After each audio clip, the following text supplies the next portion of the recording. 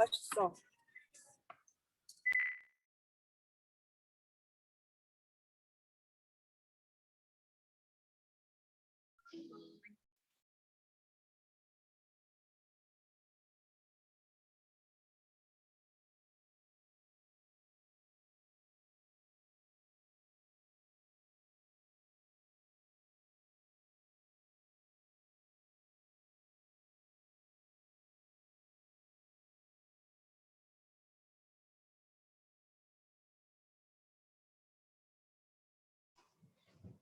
Good afternoon, ladies and gents. Welcome to our assembly, all about life in Victorian Britain. Let's start by putting our hands together and making the sign of the cross. In the name of the Father, and the Son, and the Holy Spirit. Amen. Britain went through many changes during the Victorian era, and we thought we'll share some of that with you. The Victorian era was the period of Queen Victoria's reign from June 1837 until her death in January 1911. We'll talk to you a bit about school life, the Industrial Revolution, hospital and medicine, and of course Queen Victoria. Please ensure all parents are on you. Otherwise, the school mistress has to get out of her cane. Here she is now. Quiet, you future weasels. Copy your line. Wow, I'm learning so much. Hands out, boy. That's 3 lashes with a cane.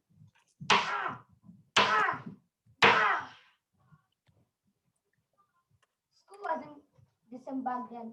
Not all children went to school, so most children hung around the street getting into trouble. Children will sit on the tables and play the tennis ball, copying, reading, writing, and arithmetic on the board using a piece of chalk and a slate table. The classroom was called a schoolroom. That's what brought it to the floor in rows facing the front. High windows stopped pupils looking outside. There were rarely any posters or decorations on the walls. There was no electric lighting, but gas lamps instead. These made the rooms gloomy and stuffy. I have no idea what I'm teaching. The Industrial Revolution was a time when the manufacturing of goods moved from small shops and homes to large factories. This shift brought about changes in culture as people moved from rural areas to big cities in order to work. This led to advances in technology that we still use to this day. Into the mid-18th century, Britain was the world's leading commercial nation. It controlled a global trading empire with colonies in North America and Africa, and with some political influence in Asia through the activities of the East India Company. The development of trade and the rise of business were major causes of the Industrial Revolution. During this time, some notable inventions were created. Carl Bays designed the first petrol motor car, which had 3 wheels and a top speed of 10 miles per hour. Ooh.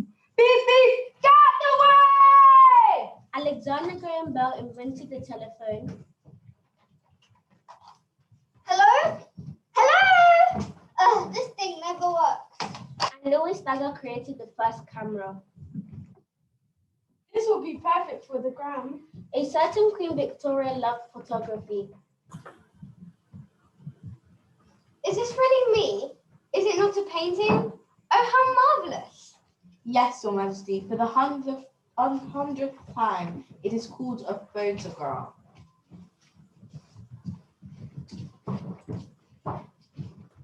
Queen Victoria is the second longest serving monarch, behind her very own Queen Elizabeth.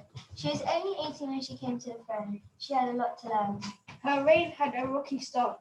She thought that as queen, she could do as she liked, and she quickly had to learn that she couldn't. Whilst Victoria was queen, there was a tremendous change in the lives of British people.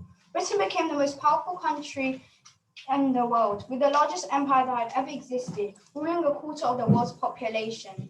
The number of people living in Britain more than doubled, causing a huge demand for food, clothes, and housing. I can't believe he's gone. I will never find another husband like my dear Albert. There are plenty of dating sites out there. You're just 100 years too early. Her husband Albert died in 1861 at the young age of 42. She mourned his death for almost 10 years. For the rest of her reign, she wore black. Queen Victoria restored the reputation of a monarchy, tarnished by the extravagance of her royal uncles. She also shaped a new role for the royal family, reconnecting it through public civic duties. At just 4 feet 11 inches tall, Victoria was a towering presence and a symbol of her empire. In the early Victorian times, hospitals were very crowded. This meant that diseases spread quickly. Doctors and nurses didn't think they needed to wash their hands, and surgeons didn't even wear gloves while operating on people.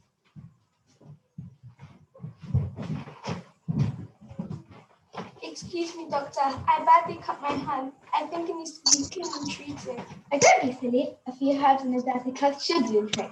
And if not, we can just cut the thing off. Are you sure, doctor? It looks pretty bad. Well, fine. Let's try this antiseptic stuff you've been banging on about.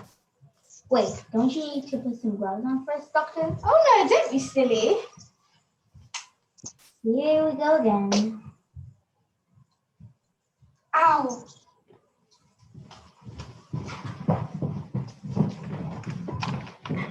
Well, I'm glad I have to go to the hospital in Victorian times, as a famous surgeon called Joseph Lister started to understand hygiene better.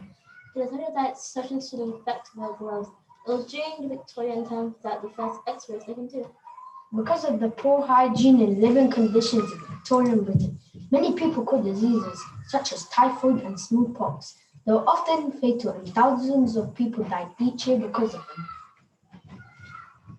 Well, I hope you've enjoyed learning a bit about the unit looking at the Victorians. We are glad that hand washing is a regular thing these days. Let us join our hands to finish our assembly. Lord, thank you for shaping the world into a better place year on year. We learn from those who have come before us and thank them for their inventions and innovations.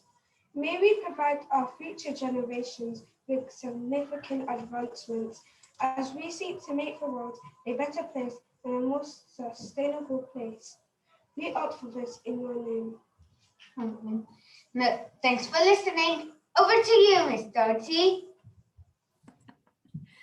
Oh, wow. Thank you. Wow. Let's give them a huge round of applause. Thank you so much, 5B, for that brilliant. We can't hear you, Miss Doty. Oh, I'm on mute. Can you hear me now?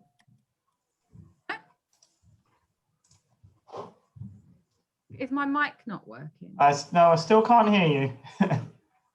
Oh. We can see you're unmuted, but we can't hear you. Quite well. Maybe it's Mr. Lewis. Oh, maybe We can hear you. The parents can hear me, Mr. Lewis. Oh, well, let me just talk to the parents then. I'll just send him a message that say the parents can hear me.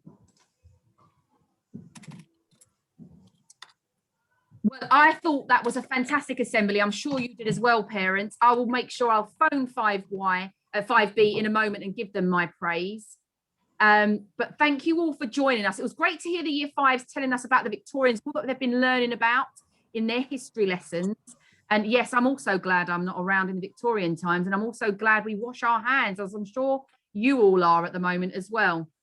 So thank you so much to all the parents and carers and friends who've been able to join us this afternoon and giving up some of your time.